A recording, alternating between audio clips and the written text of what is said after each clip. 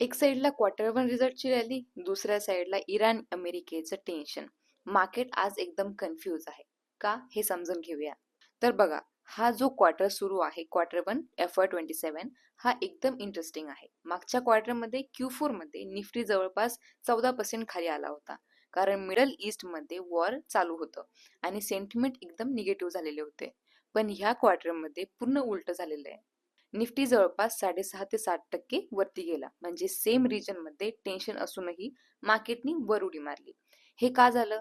कारण एकच, quarter वनचे results.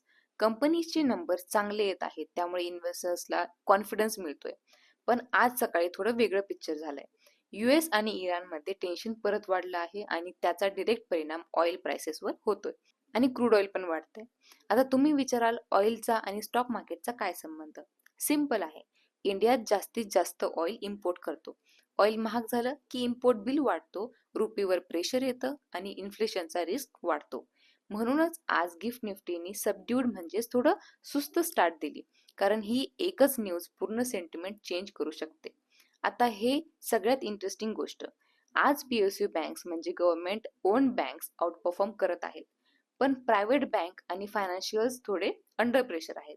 हे पॅटर्न तुम्ही लक्षात ठेवा. जेव्हा मार्केटमध्ये अनसर्टनिटी असते, तेव्हा मनी एका सेक्टरमधून दुसऱ्या सेक्टरकडे मूव्ह होत असतं. हा रोटेशन ओळखता आला की तुम्हाला समजतं की सेक्टर वाईज स्टोरी काय चालली आहे. फक्त इंडेक्सचा नंबर बघून चालत नाही. कपल ऑफ स्पेसिफिक रिझल्ट्स बघूया. अल्ट्राटेक सिमेंटची प्रॉफिट वाढली, स्टॉक प्राइस वर गेला, इन्फ्रास्ट्रक्चर आणि कन्स्ट्रक्शन डिमांड अजून स्ट्रॉंग आहे असं सिग्नल आहे. महिंद्रा लॉजिस्टिक्सने तर पूर्ण टर्न अराउंड दाखवला. स्टॉक एकाच दिवसात जवळपास 8% वर उडाला, कारण वेअर हाऊसिंग आणि ट्रान्सपोर्टेशन बिझनेसमध्ये चांगली ग्रोथ झालेली आहे. आणि आज पेटीएम सारख्या मोठ्या नावांचे रिझल्ट्स पण येत आहेत, त्यामुळे फिनटेक स्पेसेसवर सुद्धा लक्ष ठेवा.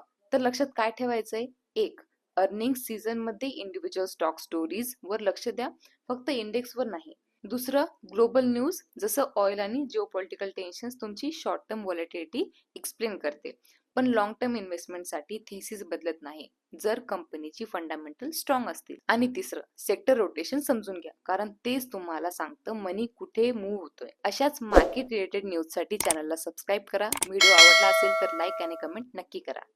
Investment in securities market are subjected to market risk. Read all related documents carefully before investing. The securities quoted are for illustration only and are not recommendatory. Registration granted by SEBI, membership of a SEBI recognized supervisory body, if any, and certification from NISM is no way guarantee performance of the intermediary or provide any assurance of returns to investors.